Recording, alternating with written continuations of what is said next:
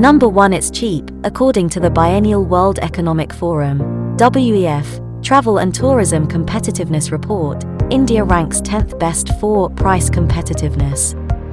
Luxurious accommodation is relatively affordable, eating out cost very little indeed, and you can get around the country by train for peanuts. A recent drop in the value of the rupee, meanwhile, means a trip to India is even cheaper than usual right now.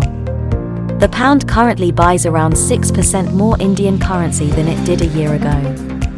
What's more, if you're willing to fly via Iceland, you can get there by budget airline. WOW Air recently became the first low-cost carrier to offer a service between Europe and India, Delhi, to be precise. Number 2. There's the food. Perhaps no other country can offer the range of cuisine that India does. There's no such thing as typical Indian food. From Kerala to Kolkata, there's a smorgasbord of fabulous regional dishes to be discovered, beyond the familiar favorites of chicken tikka masala, rogan josh, malai kofta and tandoori butter naan, which can often be harder to find in India than in the UK. Number 3. The world's most famous building.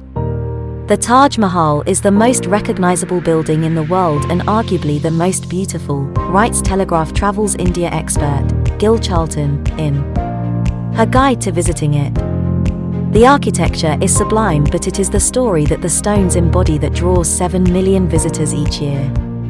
Number 4. And the madness of Delhi. India's capital is a pulsating megalopolis that stifles and stimulates in equal measure, as many of India's cities do.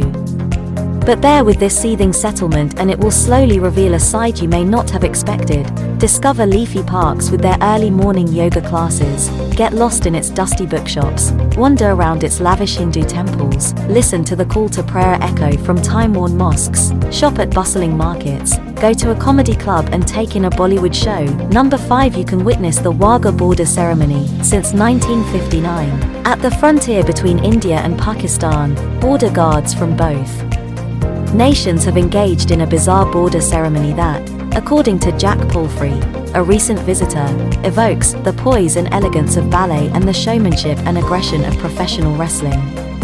Expect goose-stepping, shouting and much excitement from the crowds that gather to watch every day. Number 6. And stay in a palace. Live like a Mughal king in one of India's former palaces, many of which have since been converted into lavish hotels.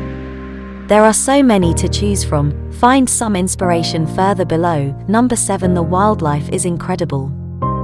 Experience Rudyard Kipling's India with a wildlife watching excursion to one of the country's many national parks, where visitors can see everything from tigers and elephants to rhinos and rufous-bellied hawk eagles.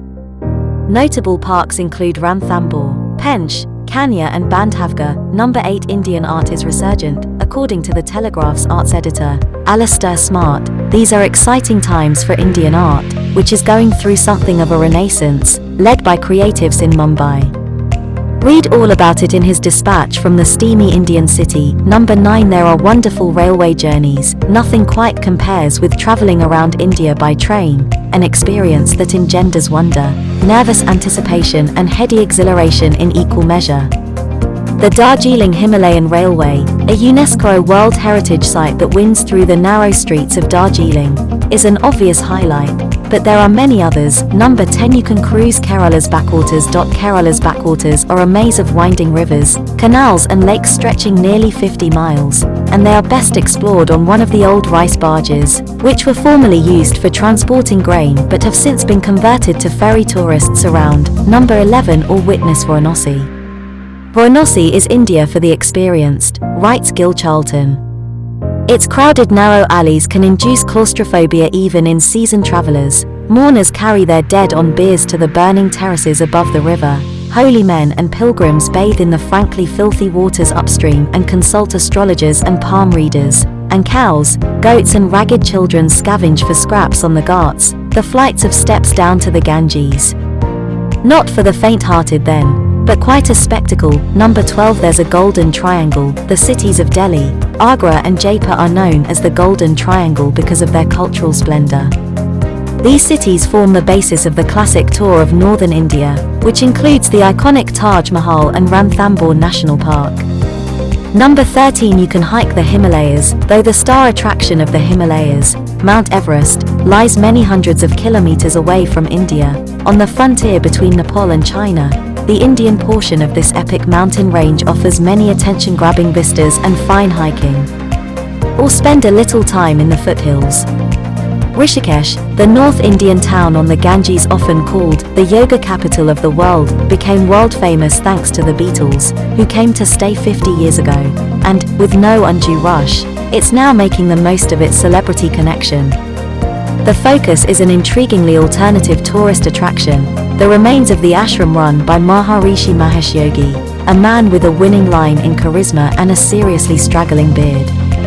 Number 14, it's a bit French. At least it is in Pondicherry, a pocket-sized former colony which France ruled between 1672 and 1954.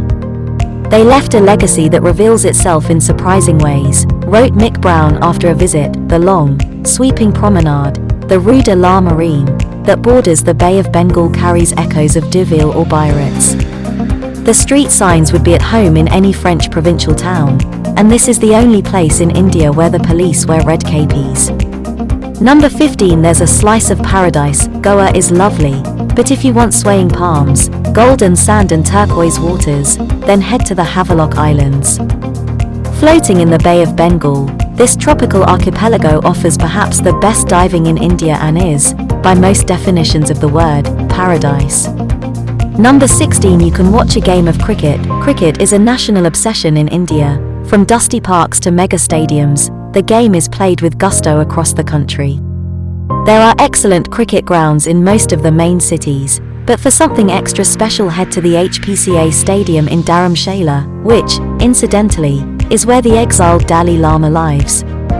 The ground has arguably the best backdrop of any in India, framed as it is by the snow-capped Himalayas. Exquisite. Number 17, with a proper cuppa, most of the tea consumed in Britain comes from India, so you're guaranteed a quality cup during a trip to the subcontinent. As well as brilliant brews, tea plantations in the likes of Darjeeling and Assam, the country offers exquisite scenery, cooler weather and quaint hotels. Number 18, there's a temple that will restore your faith in humanity. Imagine what it is like to share and celebrate food with as many as 50,000 pilgrims or, on high days and holidays, twice that number. This is exactly what happens in the langar, dining halls, of the Golden Temple in Amritsar, the most sacred place in Sikhism, every day of the year. Better still, it is free. All the food is donated and most of the helpers are volunteers. The Golden Temple is a shining example of the good in people's hearts. Everybody who visits is welcome to the feast, and the kitchens, there are two, and dining halls, also two, are open all day. The food is prepared and cooked non-stop, at all hours of the day. This is a place that is never closed to travelers, worshippers, witnesses or the simply gobsmacked, and no one is ever turned away.